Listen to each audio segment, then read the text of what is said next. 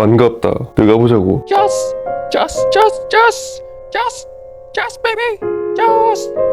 마다다 너트트 아직이야. 아직 원래 힘이 0.25%밖에 못 찾았어. 0.25% 말이야? 지금 트럼펫한테 덤비면 그냥 소리 소문 없이 증발한다 이거야. 으이!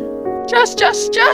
귀찮게 뭐 굳이 싸울 거 있나? 보니까 금마가 피조물들 중 영향력이 1빠따야. 그 정도면 뭐 약간 이용하는 것도 방법이지.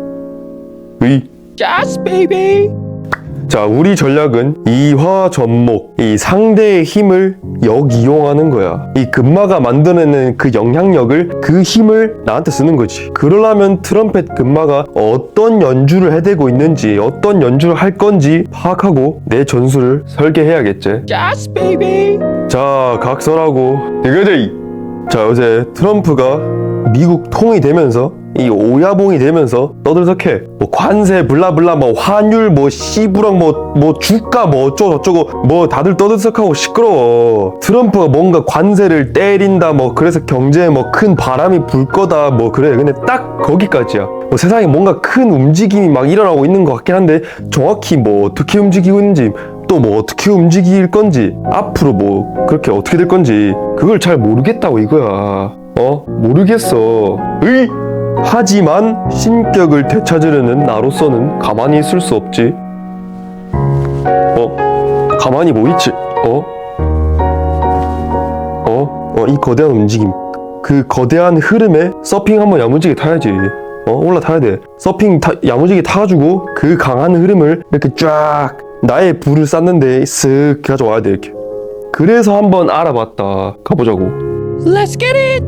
자, 먼저 이 트럼펫의 전략과 전술을 한번 보자고. 이건 지도 말했어. 일단 트럼프의 목표는 한 가지야. 미국 경제 호황. 정확히 미국 경제 호황이라는 목표를 통해서 이루고자 하는 그 목적이, 트럼프 개인의 목적이 뭔진 모르겠는데 돈이 많으니까 이젠 미국 역대 대통령, 미국을 진짜 빡세게 키운 역대 대통령이라는 그 명예를 쥐고 싶어 하려는 건지 모르겠는데 어쨌든 위대한 미국을 위한 계획을 트럼펫이 공개했어, 지가. 자, 그래서 6가지를 얘가 공개했어. 자, 첫 번째, 에너지 비용 줄이기. 두 번째, 세금 낭비. 그리고 그 삥땅 치는 새끼 없애기. 세 번째, 연방 예산 균형 맞추기. 그리고 네 번째, 관료주의 규제 개혁. 그리고 다섯 번째, 대규모 감세. 세금 깎아주는 거지. 그리고 6번째, 이게 핵심이야, 지금. 우리한테 중요한 게. 우리 한국에 지금 중요한 게 이거야. 내가 지금 머물고 있는 나라, 한국. 이 나라에서 뭐가 중요한지 보니까 상호관세, 6번째, 상호관세. 이게 지금 중요하다 이거야. 들어가 보자고. 미국 경제는 지금 좋아. 괜찮은 편이야. 근데 이게 어떻게 만들어진 호황이냐? 양적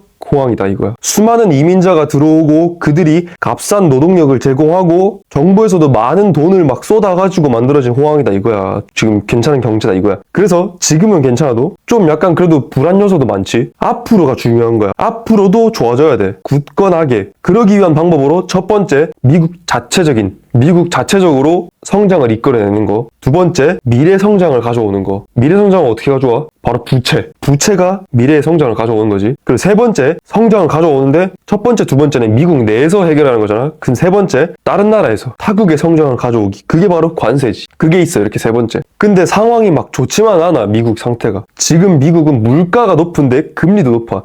그래가지고 달러도 강세야. 자, 지금 고금리 강달러 상태야. 미국은 고금리 강달러 상황으로 지금 성장의 한계에 직면했어. 이 한 국가의 경제 성장을 확인하는 대표적인 지표는 GDP인데, 국내 총생산, 그 한 나라에서 만들어진 모든 부가가치의 합, GDP인데, GDP를 한번 보자고. GDP의 구성을 한번 보자고. 먼저 소비, 투자, 그리고 수출, 정부, 재정지출, 이렇게 4가지가 있는데 우선 일단 다른 나라부터 살펴보자고. 미국 외의 국가는 지금 물가 걱정할 때가 아니야. 성장이 더 우선이야. 그래서 지금 저금리 약통화 전략인 거야. 통화도 약간 일부러 무역에서 좀 흑자를 보려고 의도적으로 좀 통화 가치를 좀 낮추고 있지. 그런 것처럼 저금리는 소비를 늘리고 통화 약세는 수출을 늘려. 근데 미국은 앞서 말했듯이 고금리 강달러야. 그래서 소비도 힘들고 수출도 힘들어. 자, 그런 한편 이제 코로나로 인한 여파로 재정 적자 역시 크지. 코로나 때 돈 뒤지게 많이 뿌렸잖아. 이 다른 말로 국가 부채가 많다는 말이야. 물론 미국인 능력이 되니까 부채가 많은 것 자체는 뭐 위험 요소가 아니야. 근데 앞서 말했듯이 이 금리가 높아. 금리는 뭐야? 돈에 대한 가격이지. 근데 부채가 많아. 그러니까 다시 말해서 부채 이자가 높다는 거지. 금리가 높다는 게 지금. 그래서 그 트럼펫 이 할아버지는 그 이자가 부담인 거지. 그 높은 금리, 고금리. 미국에 부채가 많은데 부채에 대한 값. 미국이 돈을 빌렸는데 그 돈을 빌린 값이 높다는 거지. 이자 지출이 좀 크다는 거지. 이자 부담이 커. 그래가지고 그 금리를 낮추려는 거고, 미 연준에도 직접적으로 금리를 낮추라고 말은 했는데 미 연준은 독자적인 기구지. 뭐 미국 외 다른 나라들은, 한국 같은 경우에는 한국 정부 소속인 한국은행에서 이 통화를 관리하는데, 미국은 미국 연방준비제도이사회라는 기구가 미국 정부와는 독립적으로 운영되고 있지. 그래서 이 트럼펫이 압박을 했는데, 낮추라고 그냥 직접적으로 말을 했는데, 이 미 연준에서는 얘네한테 중요한 첫 번째 미션이 물가 안정이야. 지금 미국은 물가가 높다 했지.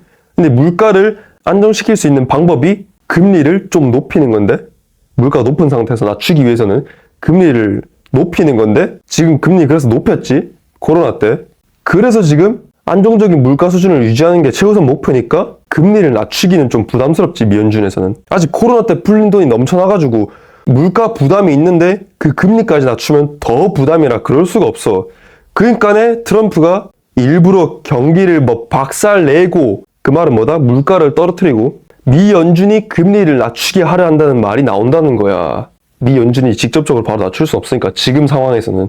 뭐 2025년 4월 22일 기준 뭐 180여 개 국가에 관세를 후리겠다. 빰 따고 존나 치겠다. 야. 이카고. 그래서 미 증시 폭락하고, 뭐 나스닥 어제도 막 5% 6% 폭락하고 애플 10% 떨어지고 막 난리지겠지. 근데 뭐 어쨌든 그런 미 증시 폭락 그런 거에 대해서 이 트럼펫이 직접 했던 말이 예상됐던 것, easy를 하는 거야. 어쨌든 그런 것처럼 그런 짓거리를 하는 거 보면은 진짜 그거를 의도하는 듯 하는 것처럼 보여. 하지만 의도적으로 경기를 박살내면 회복하기 상당히 힘들어가지고 부담이야. 그래서 다른 방법을 쓸 것도 같은데 일단 어떻게 될지 모르겠지. 뭐 그걸 의도했든 안 했든 어떤 상황이 펼쳐지냐가 중요한 거지. 자, 그래서 금리 인하 유도 방법을 살펴보자고. 그 방법에는 3개가 있는데, 첫 번째 말 그대로 방금 말했듯이 연준을 직접 압박하는 것이. 근데 CR도 안 먹히지. 그래서 바로 컷. 자, 그래서 두 번째 경기 규제 완화. 은행 규제를 완화한다는 말이랑 같아. 그렇게 해가지고 미 은행이 미국 국채를 매수하도록 유도해가지고 국채 수요를 싹 늘리면은 미국 국채 금리, 국채 수익률은 떨어지지. 자, 국채는 국가가 돈을 빌리는 상품이고, 이 수요가 늘어난다는 말은 너도 나도 국가에 돈을 빌려주겠다는 말이지. 자, 그렇다면 돈을 싸게 빌려주겠다는 곳에 돈을 받으려는 입장이니까, 돈을 빌리는 입장에서는 돈을 싸게 빌려야 돼. 근데 너 지금 너도 나도 빌리려고 하지? 내가 빌려줄게 이런 새끼들이 지금 넘쳐난단 말이야. 그러면 최대한 싸게 빌려야 될 거 아니야, 돈을. 그러니까 이 국채 금리, 그 수익률, 그게 낮아진단 말이지. 자, 국채 금리, 수익률이 떨어진다는 말은 국채 가격이 오른다는 말이고. 근데 뭐 수익률 뭐 이딴 거 뭐 필요 없이도 일단 수요가 많으니까 너도 나도 돈을 빌려주겠다는 말은 그 국채를 다 사재낀다는 거지. 다 산다는 말은 가격이 계속 오른다는 말이고. 그렇게만 일단 쉽게 이해할 수 있겠다. 일단 그렇게 쉽게 이해해보자고. 뭐 일단 더 정확히는 채권이 이자와 원금이 확정된 고정수익 상품이라서, 이제 뭐 가격과 이자를 고정하기 위해 뭐 시장금리 뭐 움직임에 맞춰가지고 뭐 채권 가격 뭐 금리 뭐 수익률 이렇게 반비례하고 막 그런 게 있어. 그거는 나중에 채권을 다루면서 다시 또 채권에 대해서 얘기할 거고.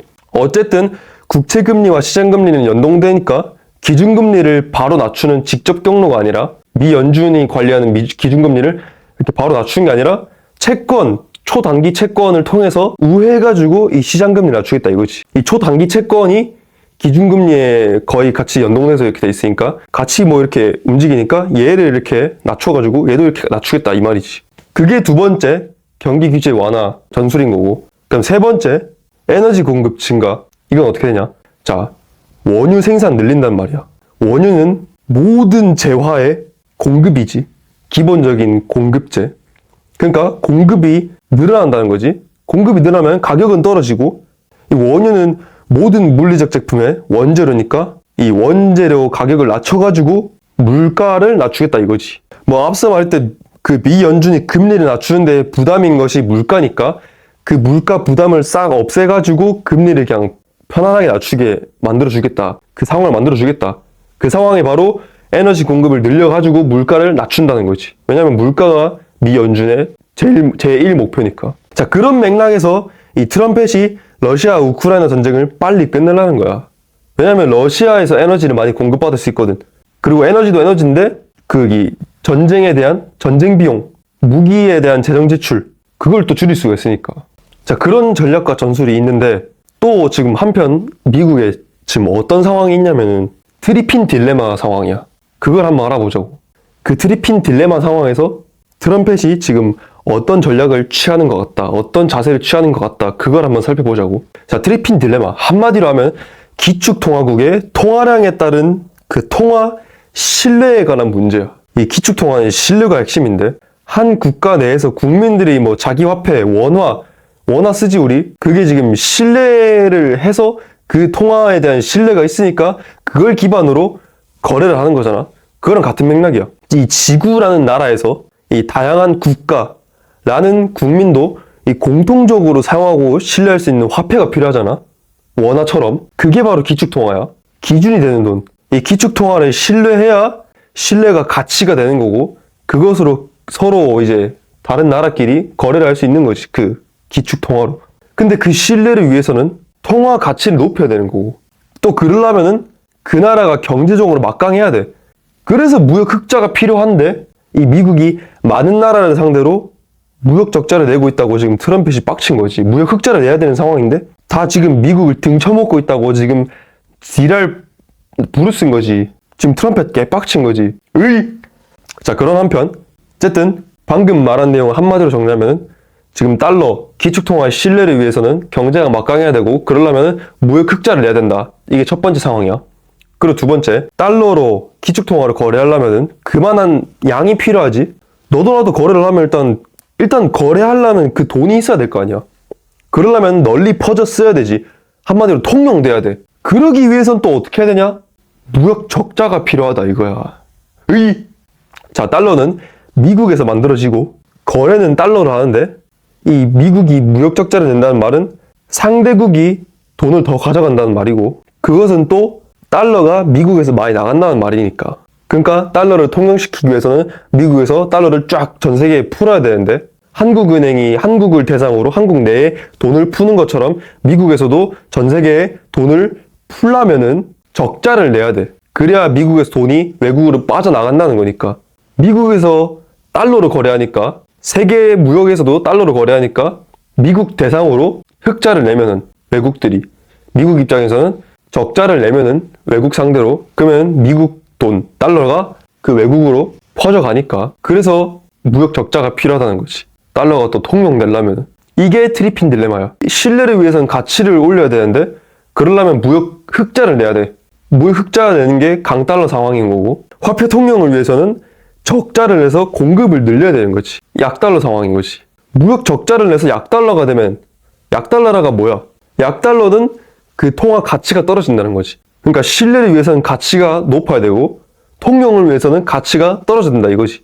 그러니까 딜레마다 이거지. 뭐 최근에는 탈달러 움직이도 심상찮지. 약간 오래전부터 중국에서 지금 그런 움직임을 보였는데, 그 중국을 중심으로 브릭스 국가들이, 브라질, 러시아, 인도, 중국, 남아공, 그렇게 앞글자 다 따가지고 브릭스, 그 국가들이 지들끼리 뭉치는 상황이야.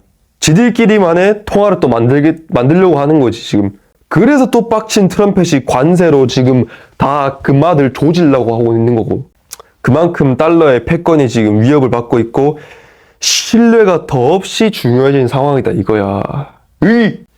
자, 그렇다면 이 트럼프 할아버지는 어떤 선택을 할까? 역시나 실망시키지 않는 트럼펫이야. 나팔 잘 부네. 바로 무슨 전략이냐면 겉바속촉 전략이다 라고 추측된다 이거야. 자, 겉으로 대적으로는 달러의 신뢰를 위한 모습을 보이고, 또 속으로는 달러의 통용을 노린다 이거지. 베센트 미 재무부 장관의 대외적인 발언들은 그거를 확실히 보여주지. 강달러를 원하지만 또 타국의 약통화는 원하지 않는다.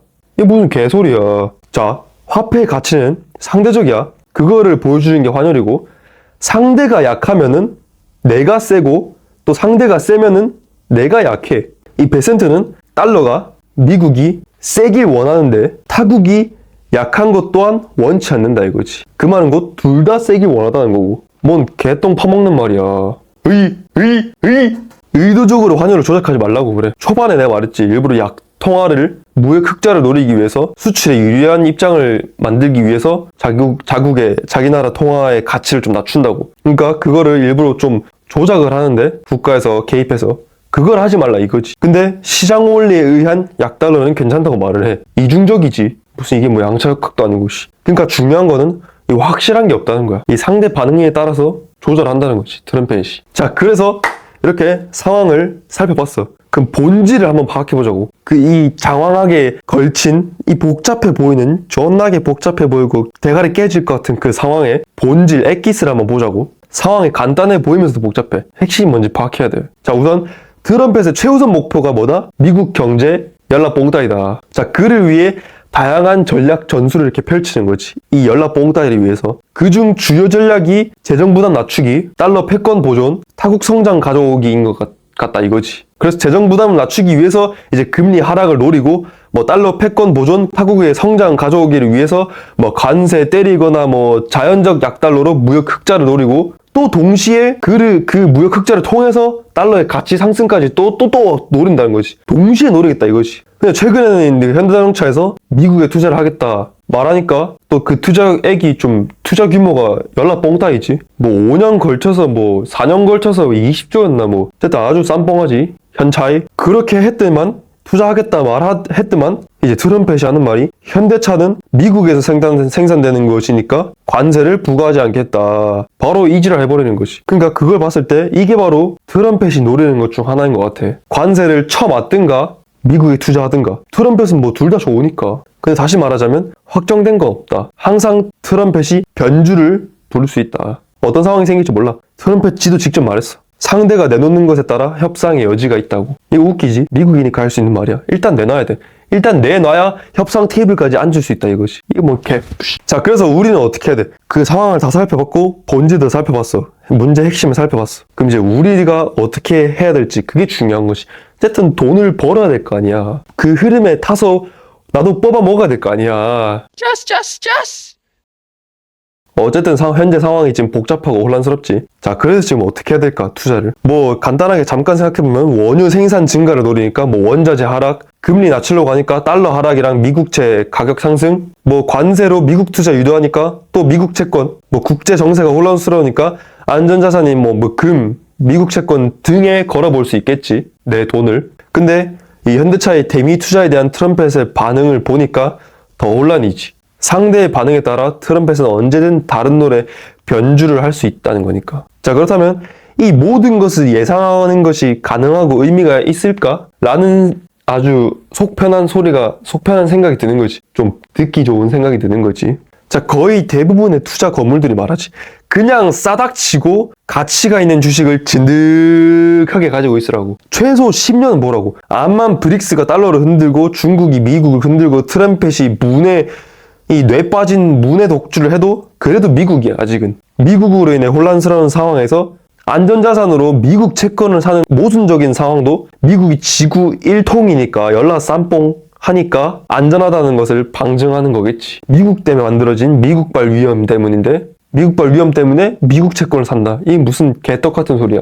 그러니까 아직 세상은 원유가 필수적이고 그것을 잡고 있는 곳이 미국이고 미국의 달러야. 그리고 이 세계를 이끌고 있는 주요 기업들은 죄다 그냥 미국 기업이거나 미국 증시에 상장돼 있지. 나라 자체도 투자 가치가 있는데 기업 자체도 투자 가치가 있어. 자, 그렇다면 그냥 예상하다가 조지지 말고 가치만 보고 진득하게 냉동인간 마냥 인내하면서 투자하는 게 더 효율적이고 효과적인 것으로 보인다 이거야. 자, 그러니까 미장 들어가자. 자, 그래도 어느 정도 예측 가능하고 그에 따라 좀 대비할 수 있고 그 대비하려고 한 상황이 닥치면은 야무지게 뻥 뽑을 수 있는 게 있어. 바로 경제 위기야. 지금이 약간 좀 그런 상황이지. 그러니까 이제 경제 위기에 대해서 한번 또 파헤쳐 보자고. Let's get it!